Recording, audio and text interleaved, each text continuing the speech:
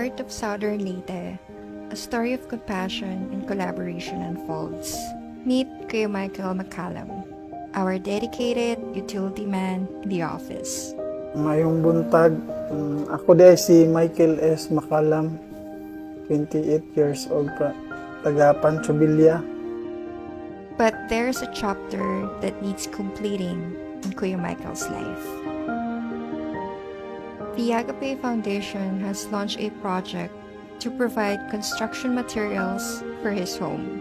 Cement, steel bars, the building blocks of a better future. With your support, we are in the process of making his dream of a completed home a reality.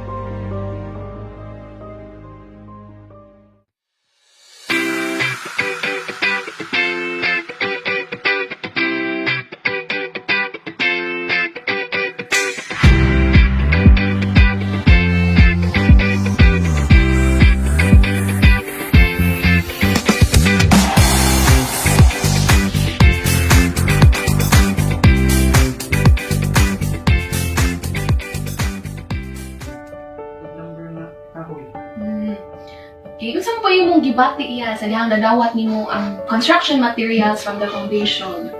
Akong salamat kay namumara dyan ito ng Mumbai. Palisod sa panahon karon. Ako salamat sa Agape Foundation na natabangan ko. Namumara dyan ito ng Mumbai dito sa Pancho Villa. Stability, security, a new chapter for Kuya Michael and his loved ones. But this story goes beyond bricks and mortar.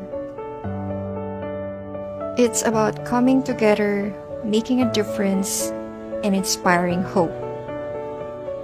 Stand with us in this heartwarming journey. Share our video and spread the word about Kuya Michael's story in the Agape Foundation's project. Together, we're building more than a home. We're transforming lives. Unsa man po imong ikasulti kuya sa mga naminaw o nagtan-aw Sa tanang naminaw o tanaw, akong kong pasalamat sa Lord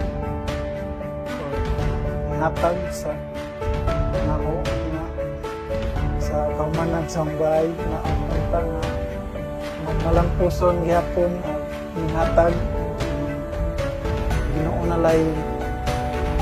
Ginoo na lay naot ng tabang sa